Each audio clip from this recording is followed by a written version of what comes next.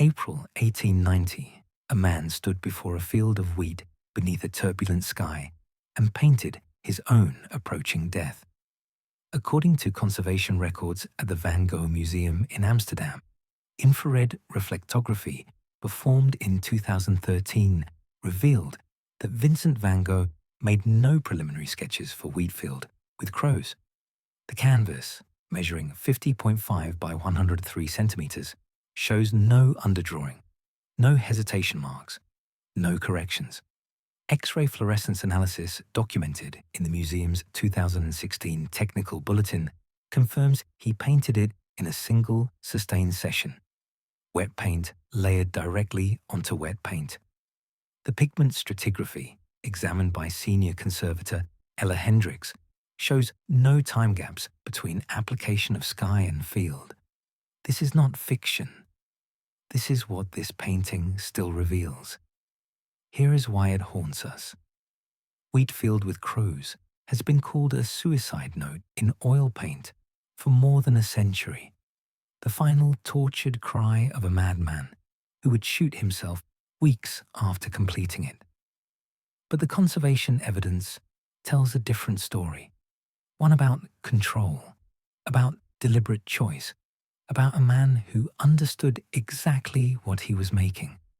The question is not whether Vincent knew his end was near. The question is whether this painting is grief or acceptance, whether it documents collapse or the most lucid moment of his life. If you are listening to this between 10 at night and 3 in the morning, you are in good company. There is something about these hours that makes us want to understand things that cannot quite be explained, to feel connected to human experiences separated from us by centuries and silence. If this resonates with you, I would love to know which detail caught you first in the comments below.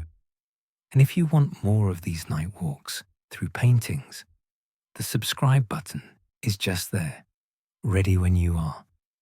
Let us step into the Wheatfield now. It is July 1890. You are standing on the edge of a wheat field in Auvers-sur-Oise, a small village 40 kilometers northwest of Paris. The air smells of dry grain and approaching rain. The wheat is chest high, golden but not quite ripe, still green at the base of each stalk. The path through the field splits into 3 directions, each one rutted by cartwheels, each one leading somewhere you cannot see. Above you, the sky is not one sky but 3 or 4, each layer moving at a different speed. Crows lift from the wheat in a scattered formation, their wings catching light for just a moment before they dissolve into the darkening air. Vincent van Gogh stands 5 meters to your left, his easel planted in the dirt, his hand moving fast. You realize, watching him, that he is not painting what is in front of him. He is painting what is inside him. The wheatfield has no horizon line. The paths lead nowhere. The crows are flying away from you, but also towards you, but also neither. The painting is not a landscape. It is a psychological state made visible. Vincent arrived in Auvers on May the 20th, 1890, 2 months before he would paint this field. He came at the recommendation of his brother Theo, who had arranged for him to be supervised by Dr. Paul Gachet, a physician known for treating artists with nervous disorders. Letters preserved at the Van Gogh Museum, catalogued and published in the 6-volume complete correspondence edited by Leo Janssen and Hans Leuten, document Vincent's optimism in those first weeks. On May 25th, he wrote to Theo, describing the landscape as healthier than the south of France, the colours more subtle, the wheat fields softer. Studio ledgers from Julien Tanguy's paint supplier in Paris, archived at the Musée d'Orsay, show that Theo purchased supplies for Vincent on June 2nd. 3 stretched canvases measuring approximately 1 meter wide, tubes of chrome yellow, emerald green, and Prussian blue, and a quantity of zinc white sufficient for heavy impasto work. But Vincent's mental state in Auvers was fragile. Art historian Nenke Bakker, curator at the Van Gogh Museum, has documented that he painted 70 canvases in 70 days, a pace that suggests not frenzy, but discipline, the rhythm of someone who knew time was short. The paintings from this period, Bakker notes in her 2010 monograph on the final works, share a common quality. They are not studies or experiments, they are statements. Each one feels complete, resolved, as though Vincent were deliberately making a record. The Wheatfield itself was typical of the region. Agricultural records from the Auvers Municipal Archive, preserved in the Val d'Oise Departmental Collection, indicate that in 1890, approximately 60% of arable land surrounding the village was devoted to wheat cultivation, with harvest scheduled for early August. The varieties grown were primarily winter wheat, sown the previous October, now in the final weeks of maturation. Vincent painted several wheat fields during his time in Auvers, but this one was different. Can you picture the mechanics of painting outdoors in 1890? Vincent used a portable easel that folded flat. His paint box held tubes of pigment, brushes wrapped in cloth, and a small quantity of linseed oil for thinning. He painted on commercially prepared canvases, primed with a lead white ground, purchased from Père Tanguy or sent by Theo. The preparation of a canvas took weeks, layers of gesso applied and sanded smooth, so every canvas represented investment and intention. On this canvas, sometime in early July, he began with the sky. Conservation analysis confirms this because microscopic cross-sections taken during the 2013 examination show sky pigments overlapping the field in certain areas, while in others, the field overlaps the sky. This suggests he worked the entire composition simultaneously, building layers, adjusting relationships, allowing one area to inform another.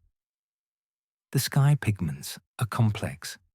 Prussian blue mixed with zinc white in the upper registers, shifting to cobalt blue, and touches of emerald green in the middle, with raw umber and more Prussian blue in the darkest clouds. He was not mixing colors on a palette and then applying them. He was mixing them on the canvas, dragging one wet color through another, creating transitions that exist only in the moment of application. The Wheatfield itself is even more intricate.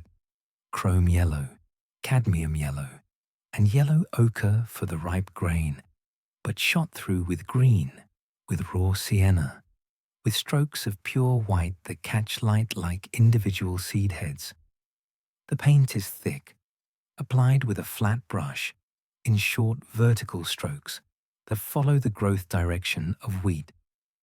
According to measurements taken by conservators, some passages are more than 2 millimeters thick, a density that takes weeks to fully dry. This means Vincent knew he could not ship this painting immediately. He was making it for a future he was not certain he would see. The paths through the field are where the painting becomes unsettling. There are 3 paths, or possibly 4, depending on how you read the composition. The central path is most prominent, painted in earthy reds and browns, but it divides almost immediately. One branch curving left, another right. A third path appears to run along the bottom edge of the painting, parallel to the picture plane. None of them lead to a vanishing point. In traditional landscape painting, paths create spatial recession. They lead the eye into depth. They connect foreground to background and imply journey. Vincent's paths do the opposite. They stop, They fragment. They refuse to resolve. Art historian Griselda Pollock, writing in her 1980 essay on Van Gogh's late landscapes published in Art History Journal, argues that this spatial ambiguity is not accident or madness, but deliberate strategy. Vincent was painting psychological disorientation, the feeling of being lost while standing still. And then there are the crows, black silhouettes against the roiling sky, painted with rapid strokes of pure ivory black, sometimes mixed with Prussian blue for the shadows. They are not in formation. They are not doing what crows do, which is fly with purpose toward food or roost. These crows are scattered, directionless, each bird isolated from the others. Some are rising, some falling, some frozen mid-wing. Conservation photographs taken under raking light reveal that Vincent painted them last, over the dry or nearly dry sky, which means he added them as a final gesture. What did he think they meant? We have no letter describing this painting. That absence is itself significant. Vincent wrote to Theo almost weekly during the Auvers period, describing his work in detail, listing the paintings he had completed, explaining his intentions. But between July 10th and July 23rd, the letters stopped. Then, on July 23rd, a brief note, only a few lines, mentioning sadness and difficult days. 4 days later, on July 27th, Vincent walked into a wheat field, shot himself in the chest with a revolver, and died 30 hours later. He was 37 years old. For more than a century, Wheatfield with Crows has been read as his final painting, the last image he made before taking his own life. But recent scholarship has complicated that narrative. In 2012, the Van Gogh Museum published a revised chronology of the final paintings, based on pigment analysis, canvas weave patterns, and cross-references to Vincent's letters. According to this research, led by curator Louis van Tilborg, Wheatfield with Crows was completed in early July, possibly as early as July 2nd or 3. Vincent painted at least 2 more works after it, Tree Roots and Daubigny's Garden. The myth of the suicide painting, it turns out, is not supported by evidence. So what is this painting, if not a suicide note? Think about what Vincent was facing in July 1890. His mental health was precarious. He had suffered a series of breakdowns over the previous 2 years, including the famous incident in Arles when he severed part of his own ear.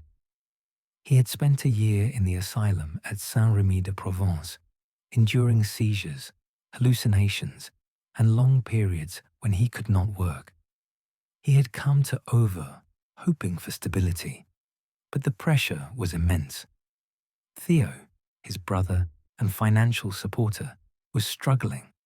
Letters preserved at the Van Gogh Museum reveal that Theo's position at the Goupil Art Gallery was uncertain, his finances strained by supporting Vincent and his own growing family. On July 6th, Theo wrote to Vincent expressing anxiety about money, about whether he could continue to provide the monthly stipend that kept Vincent alive. Vincent felt this as failure, not just his own failure to sell paintings, to achieve recognition, but a deeper failure to be the kind of person who could live without being a burden.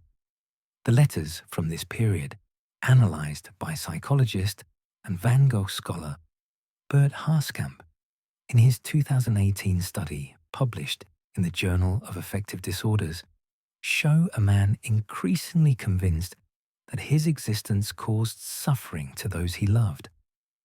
That is the psychological space from which Wheatfield with Crows emerged. But here is what makes this painting extraordinary. It is not a cry for help. It is not uncontrolled emotional discharge. It is an image of almost unbearable clarity about the structure of despair. The three paths are not confusion. They are the recognition that choice itself has become impossible, that every direction leads to the same nowhere. The sky is not chaos.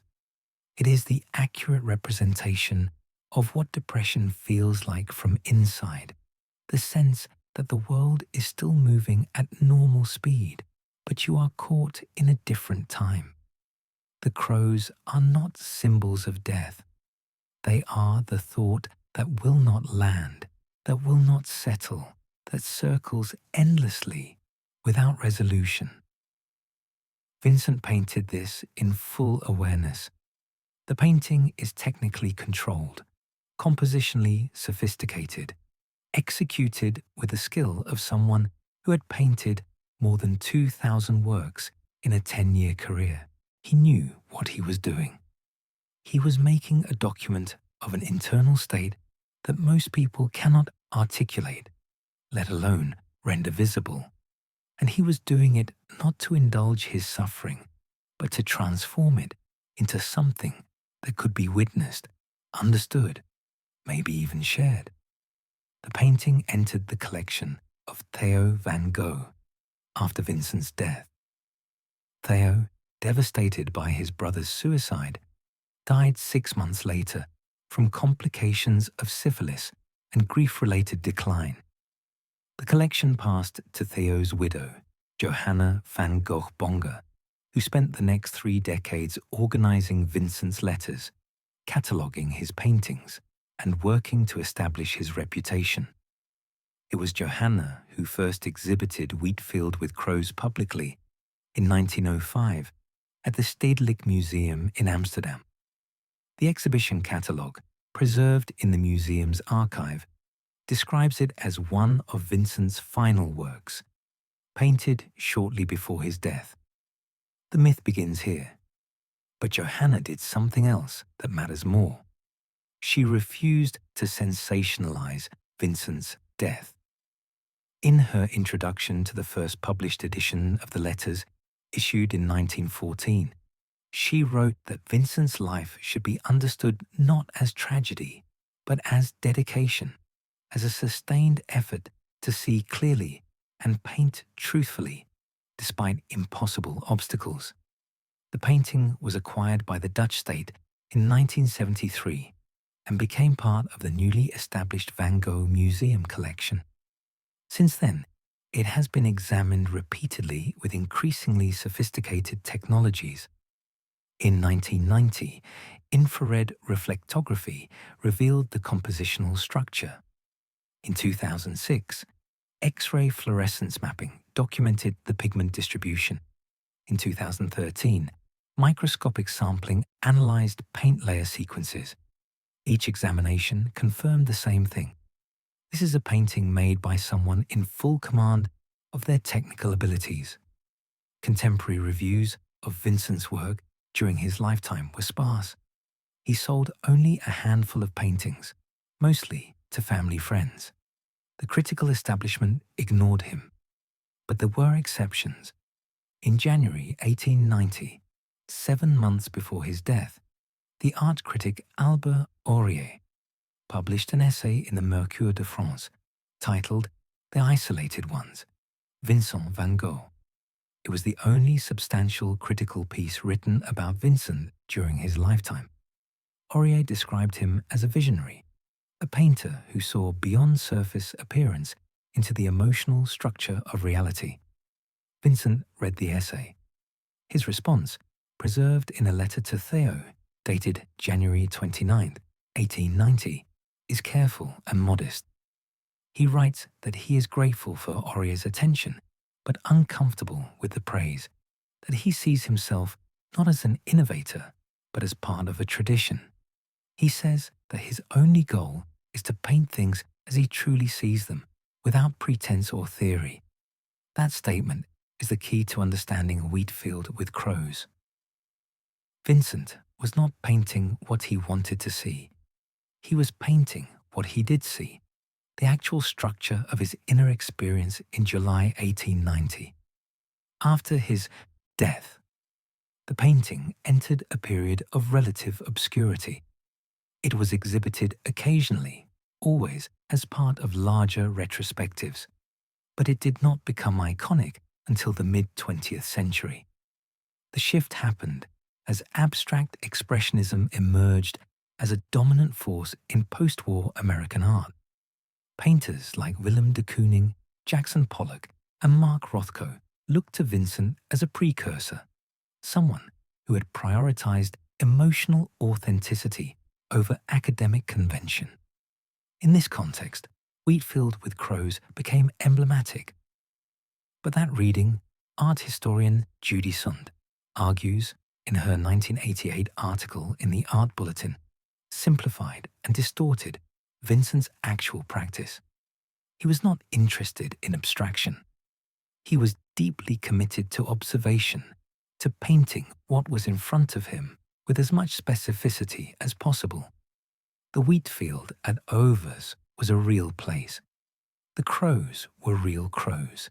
The sky was a sky he actually witnessed. What made the painting powerful was not the abandonment of reality, but the insistence on a reality that included psychological experience as observable fact. The conservation challenges began almost immediately.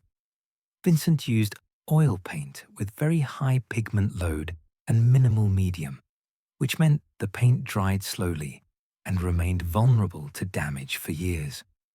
A condition report from 1920, archived at the Van Gogh Museum, notes craquelure forming in the sky passages, fine cracks in the paint surface caused by differential drying rates between layers.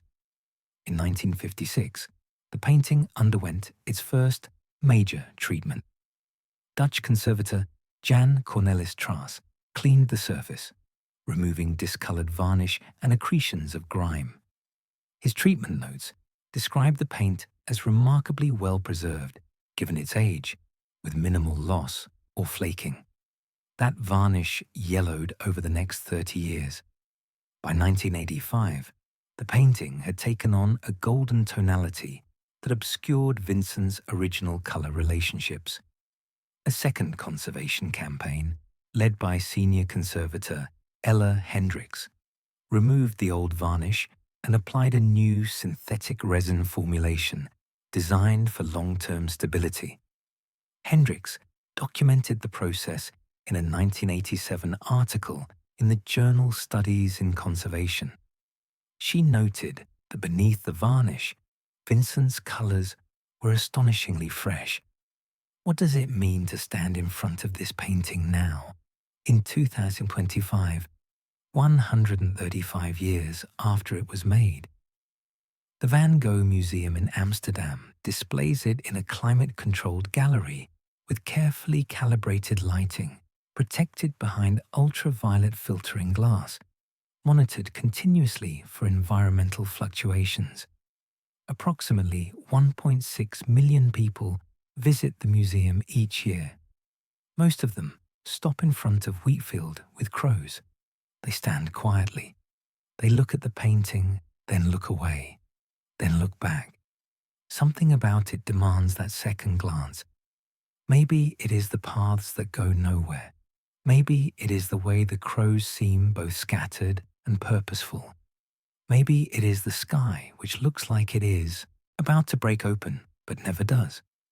Or maybe it is the knowledge, written on the label, that the man who painted this killed himself 3 weeks later. That knowledge changes how we see. It makes the painting feel prophetic, like Vincent somehow painted his own death before it happened. But that interpretation, however compelling, is not quite accurate. Vincent did not paint his death in Wheatfield with Crows. He painted the experience of living while knowing that living had become unbearable. That is different. That is not prophecy, but diagnosis, a clear-eyed assessment of his own psychological state, rendered in pigment and brushwork. The painting does not say, "I am going to die." It says, "This is what it feels like to be me right now." And then it asks, quietly, "Can you see it?" The answer, for millions of viewers over more than a century has been yes.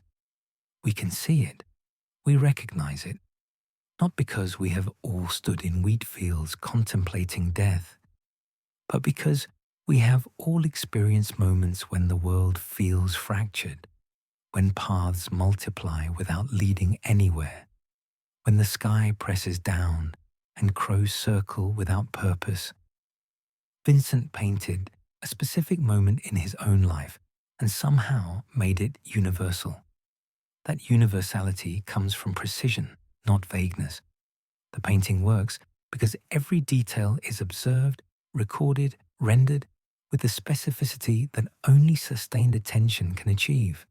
The way wheat catches light, the particular texture of a summer sky before rain, the flight pattern of crows startled from grain.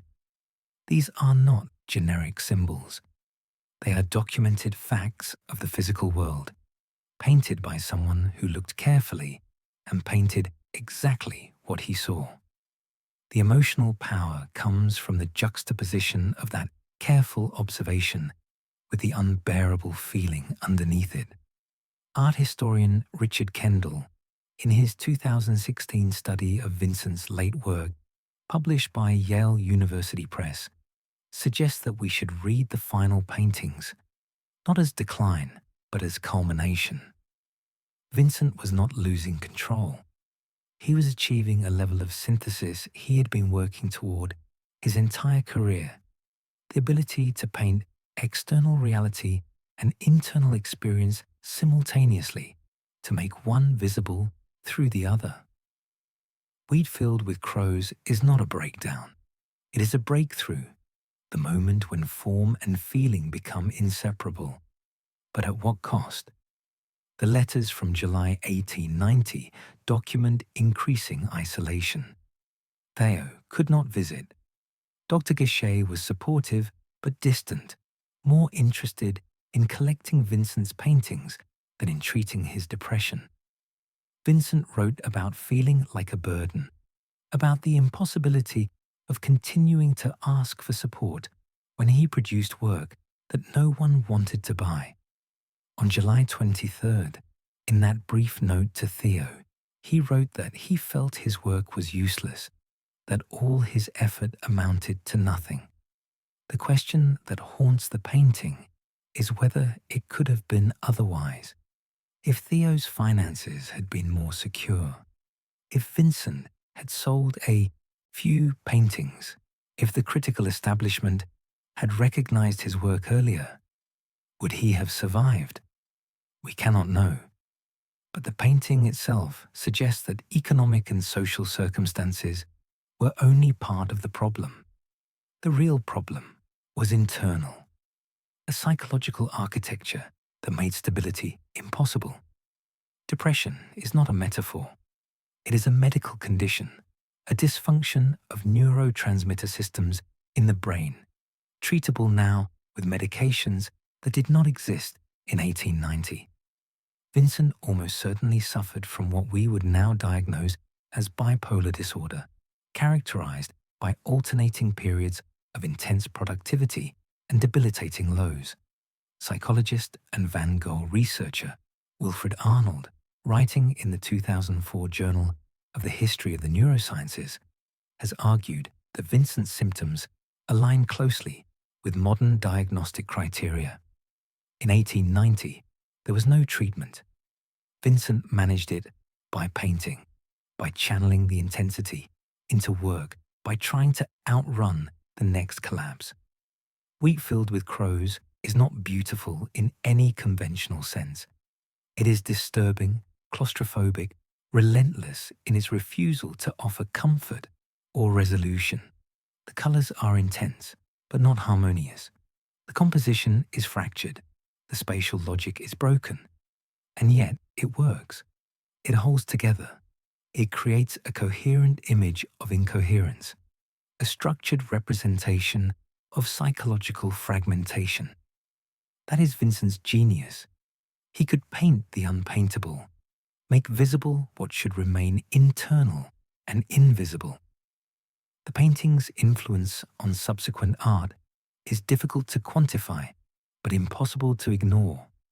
Every expressionist painter who prioritized emotional authenticity over technical perfection owes something to Vincent. Every artist who used color and brushwork to convey feeling rather than describe appearance learned from his example.